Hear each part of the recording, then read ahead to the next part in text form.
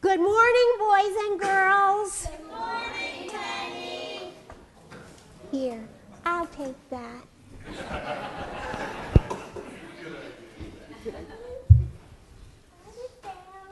Yes, you may. Yeah. I'd like to welcome you this morning to our second show of Penny and Friends. Good morning, everybody. Good morning.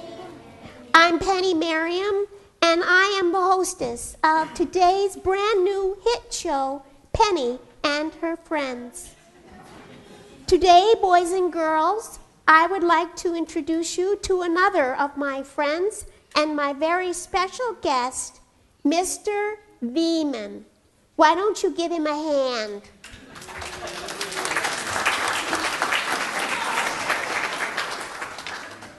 Now, I have a question I'd like to ask you. How many of you have ever met a real live author? I'm talking about someone who's written a real book like this. Yes, you have, but not all of you. And for those of you who haven't, this is your day, because Mr. Viehmann wrote this book. It's called The Shenanigans of Slim Pickens. And guess what? Not only did he write it, he did all the pictures. All of them. Look, you can see. Isn't that something? Mr. Viehmann, tell the boys and girls, how long did it take you to write this book? Well, I worked on it off and on for probably the better part of a year. Only a year? But mostly I wasn't working on it. I actually wrote about 2/3 of the book, and I didn't know how to end it. And so it sat in the drawer for several months, and then one day the light bulb went on, and I thought of a good ending. Wow. Now, you wrote about a seagull. I want you to write another book about a penguin.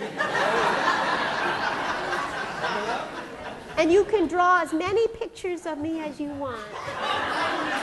Will you be my model, Penny? Yes. Okay. But back to Slim. Slim is the name of the seagull.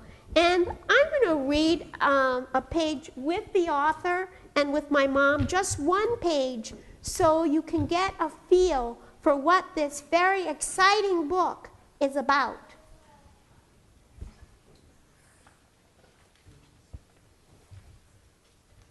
What's that? Okay. Easier said than done. You can hold it. Okay. Can you talk louder? Okay. I am going to ask my mom to read the first paragraph, the author to read the second, and then I will read the third. Okay? Listen very carefully. Slim Pickens was no ordinary bird. He was a scraggly looking young seagull. That's okay, Mom. Mistakes don't matter. Thank you, Penny. He was a scraggly looking young seagull, and almost always up to no good. Slim was easy to recognize from the other gulls. He was noisy, nosy, and the feathers on top of his head stood almost straight up. Every day was a bad hair day for Slim. Slim lived to eat. He cruised. He cruised Mother's Beach every day looking for something to fill his tummy, often someone's lunch. That's right. All right. So now I would like you to tell what happens in the rest of the book very briefly. Well, Slim, one day, Here's Slim. is able to wrestle a meatball sub out of somebody's bag. And And the children watch with wide eyes as each meatball goes down his throat. And the beach families gather and they decide that they're going to try to teach Slim proper beach manners. And they try to do a whole lot of things. They bring a radio and play classical music, thinking that an unruly bird like Slim will not tolerate that. So guess what Slim does? He changes the station to hillbilly country western. They bring a statue of a scary-looking owl, but Slim snuggles right up to it and tries to make friends with it. They put beach towels and rocks on top of their beach bags, but Slim finds a way to dig deep down in the bag and to get lunch.